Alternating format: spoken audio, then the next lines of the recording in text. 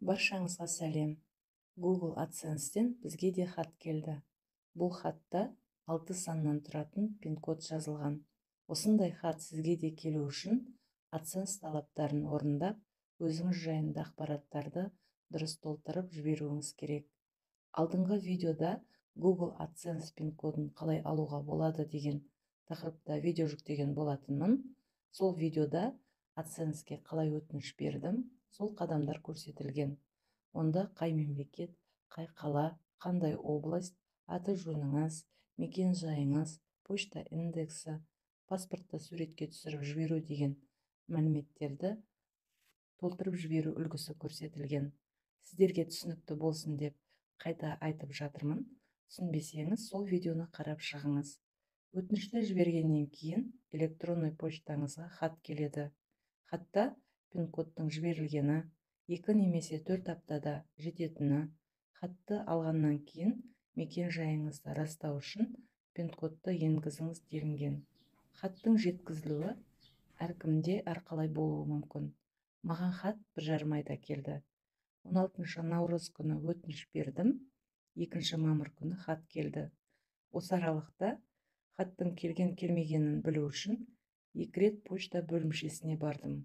Бірінші рет 3 аптадан асқан уақытта, екінші рет 1 айдан асқан уақытта. Хат келмеген соң қайта өтініш берем ба деп ойлап жүргенмін. Кейіннен видео жасауға да, хатты ойлауға да уақыт болмай кетті. Сөйтіп жүргенде, ойламаған кезде почта қызметкері адрес бойынша хатты үйге әкеліп берді. Егер AdSense'ке толтыру керек ақпараттарды дұрыс жазып жіберсеңіз, хат расымен адресіңізге барады екен. Менің де алғаш рет хат алуым. Хат бірінші өтініш жібергеннен келді. Көрсетілген мерзімнен кешіксе де, хат үйге келді. Егер хат сізге 2 немесе 3 айда келмесе, қайта өтініш жібере аласыз. Хаттың кешігуі әртүрлі себептерге байланысты болуы мүмкін. Сондықтан сабырмен күте біліңіз. Бұл хаттағы пин-код сіздің аккаунтыңызға арналған құпия сандар болып табылады.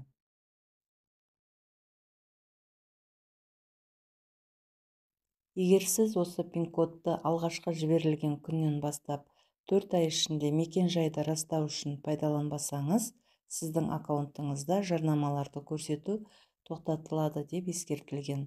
Хатты алған бойда пин-кодты енгізіп жіберіңіз. Сол кезде активны болып есептеледі.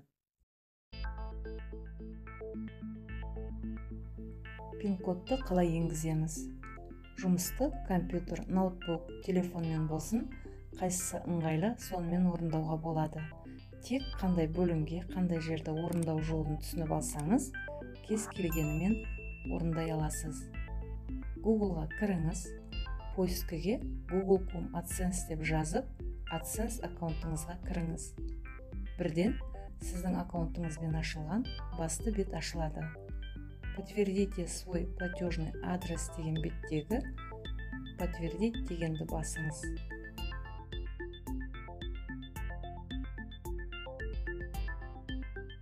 Подтверждение личности завершено деп жасылмен белгіленіп тұр. Бұл пин-кодқа өтініш берген кезде өзімізге қатысты ақпараттарды дұрыс орындап жібергенде осылай завершено деп шығады.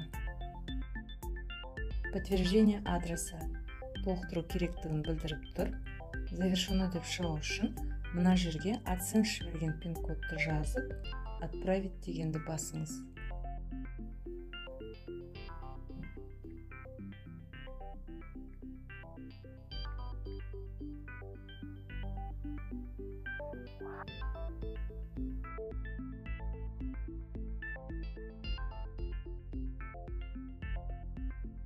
Пин-код проблемалары. Пин-кодты алу кезінде қиындықтарды болдырмау үшін мекен жайыңызды дұрыс енгізіңіз. Барлық қатарды, берілетін ақпараттарды бір тілде толтырыңыз. Почта бөлімшесіне барып, хаттың басқа мекен жайға жіберілген жоқ па хабарын біле жүріңіз. Жаңа пин-кодты алдыңғысы жіберілгеннен кейін 3 аптадан кейін сұрай аласыз. Жалпы пин-код сұрауға 3 мүмкіндігіңіз бар. 3 мүмкіндікте де пин-кодты енгізбесеңіз, реклама көрсету тоқтатылады.